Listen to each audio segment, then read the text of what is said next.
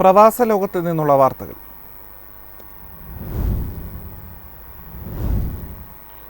Visa ഇളവ് കാലം വെട്ടിച്ചുരുക്കി Thailand. ഇളവ് 60 ദിവസത്തിൽ നിന്ന് 30 ദിവസമായി കുറയ്ക്കും. നിയമവിരുദ്ധ ബിസിനസ് പ്രവർത്തനങ്ങൾ തടയുന്നതിന്റെ ഭാഗമായാണ് തായ്ലാൻഡിന്റെ നടപടി. തായ്ലാന്റ് ടൂറിസം കായിക മന്ത്രിയാണ് ഇക്കാര്യം പറഞ്ഞത്. ഇന്ത്യ ഉൾപ്പെടെ 93 രാജ്യങ്ങളിൽ നിന്നുള്ള പാസ്പോർട്ട് ഉടമകളെ പുതിയ വിസ നയം ബാധിക്കും. അനധികൃത ജോലികളിലും ബിസിനസ്സുകളിലും ഏർപ്പെടുന്ന വിദേശികളുടെ എണ്ണം വർദ്ധിക്കുന്നത് സംബന്ധിച്ച് തായ് ട്രാവൽ ഏജന്റ്സ് അസോസിയേഷൻ പരാതി ഉന്നയിച്ചതിനെ തുടർന്നാണ് ഈ നീക്കം. തായ്ലൻഡിന്റെ സമ്പദ് വ്യവസ്ഥയിൽ ടൂറിസം നിർണായക പങ്കുവഹിക്കുന്നു. ഈ വർഷം 4 കോടിയിലധികം വിദേശ സന്ദർശകരെ ആകർഷിക്കാനാണ് സർക്കാർ ലക്ഷ്യം. കണക്ക് പ്രകാരം തായ്ലൻഡിൽ മാർച്ച് വരെ 75 ലക്ഷത്തിലധികം സഞ്ചാരികളാണ് എത്തിയത്. വർഷം തോറും 4.4% വർധനവ്. പുതുക്കിയ വിസ ഫ്രീ സ്റ്റേ നയം നടപ്പിലാക്കുന്ന തീയതി അധികാരികൾ ഉടൻ പ്രഖ്യാപിച്ചേക്കും. News desk MyFin TV. Gulf വിമാന നിരക്കിൽ വൻ വർധന. അടുത്ത 4 മാസത്തേക്ക് ഇത് തുടരുമെന്നും റിപ്പോർട്ട്. UAE-യിൽ നിന്ന് യൂറോപ്പ്, UK, ഇന്ത്യ എന്നിവിടങ്ങളിലേക്കുള്ള ടിക്കറ്റ് നിരക്കുകൾ 50% വരെ വർദ്ധിച്ചു. പ്രധാന ടൂറിസ്റ്റ് കേന്ദ്രങ്ങളിലേക്കുള്ള നിരക്കുകൾ ഓഗസ്റ്റ് വരെ ഉയർന്ന നിലയിൽ തുടരും. യാത്ര പോകാൻ തയ്യാറെടുക്കുന്ന UAE നിവാസികൾക്ക് ഇത് ഉടനെ വിമാന ടിക്കറ്റ് ബുക്ക് ചെയ്യാനുള്ള സമയം. ഈദ് അൽ ഫിത്തർ, വേനൽക്കാല അവധി എന്നിവ പ്രമാണിച്ച് യാത്ര ചെയ്യാൻ പദ്ധതിയിടുന്നവരെയാണ് നിരക്ക് വർധന ബാധിക്കുക. ഇന്ത്യ, UK, US, യൂറോപ്പ് തുടങ്ങിയ പ്രധാന സ്ഥലങ്ങളിലേക്കുള്ള വിമാന നിരക്കുകൾ ഈ വർഷം 30 മുതൽ 50% വരെ വർദ്ധിച്ചിട്ടുണ്ട്. ഈദ്, സ്കൂൾ അവധിക്കാലങ്ങളിലെ തിരക്ക്, വിമാനങ്ങളുടെ കുറവ് എന്നിവ കാരണം തുടർച്ചയായി വിമാന നിരക്ക് വർദ്ധിക്കുന്നുണ്ട്. സ്കൂൾ അവധിക്കാലവും ഈദും ഇത്തവണ ഒരുമിച്ച് വന്നതാണ് കുത്തനെയുള്ള നിരക്ക് വർധനവിന് കാരണമായത്. ഈ സമയത്ത് സ്വദേശത്തേക്ക് മടങ്ങുന്ന യാത്രക്കാരും നിരവധിയാണ്. അതേസമയം റമദാൻ കാരണം ബിസിനസ് യാത്രകളിൽ ഏകദേശം 30% താൽക്കാലിക ഇടിവുണ്ടായതായി ട്രാവൽ ഏജന്റുമാർ പറയുന്നു.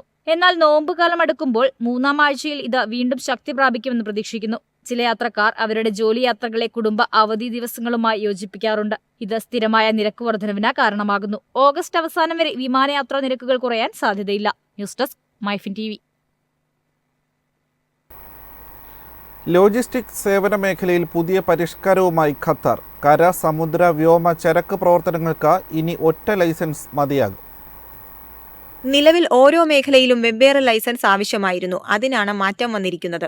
ലോജിസ്റ്റിക്സ് മേഖലയിൽ പ്രവർത്തിക്കുന്ന കമ്പനികളുടെ നടപടിക്രമങ്ങൾ ലളിതമാക്കുക, ചെലവ് കുറയ്ക്കുക, ബിസിനസ് അന്തരീക്ഷം മെച്ചപ്പെടുത്തുക എന്നിവയാണ് ഈ മാറ്റത്തിലൂടെ ലക്ഷ്യം വയ്ക്കുന്നതെന്ന് വാണിജ്യ വ്യവസായ മന്ത്രാലയം അറിയിച്ചു. കൂടാതെ ചരക്ക് മേഖലയിലെ കമ്പനികൾക്ക് ഇപ്പോൾ അവരുടെ എല്ലാ ഷിപ്പിംഗ് പ്രവർത്തനങ്ങൾക്കും ഒരു വെയർഹൌസ് ഉപയോഗിക്കാം. സംയോജിത ലൈസൻസ് ലഭിക്കുന്നതിന് നിലവിലെ വാണിജ്യ രജിസ്ട്രേഷനിൽ പുതിയ പ്രവർത്തനം കൂട്ടിച്ചേർക്കുകയും ബന്ധപ്പെട്ട അധികാരികളിൽ നിന്ന് അതിന് ആവശ്യമായ ലൈസൻസുകൾ നേടുകയും വേണം. തുടർന്ന് വാണിജ്യ ലൈസൻസിന് അപേക്ഷിക്കാം. ഇത് അംഗീകരിച്ചാൽ 3 മേഖലയിലെയും പ്രവർത്തനങ്ങൾ ഒരു ലൈസൻസിന് കീഴിൽ നടത്താനാകും. News desk MyFin TV.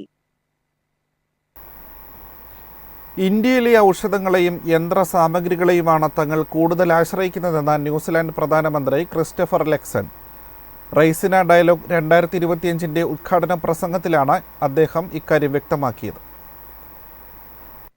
പ്രതിപക്ഷ നേതാവ് രാഹുൽ ഗാന്ധിയുമായും ക്രിസ്റ്റഫൻ ലക്സൺ കൂടിക്കാഴ്ച നടത്തി.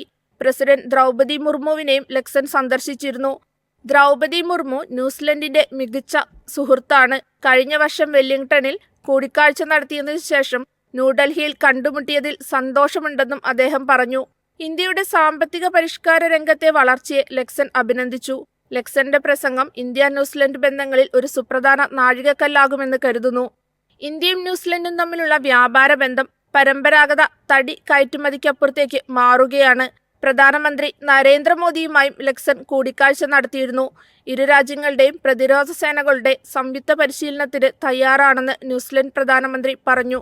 കാലാവസ്ഥാ വ്യതിയാനം, ബഹിരാകാശ പര്യവേഷണം എന്നിവയിൽ ശാസ്ത്രീയ സഹകരണത്തിനും ഇരു നേതാക്കളും സമ്മതിച്ചു.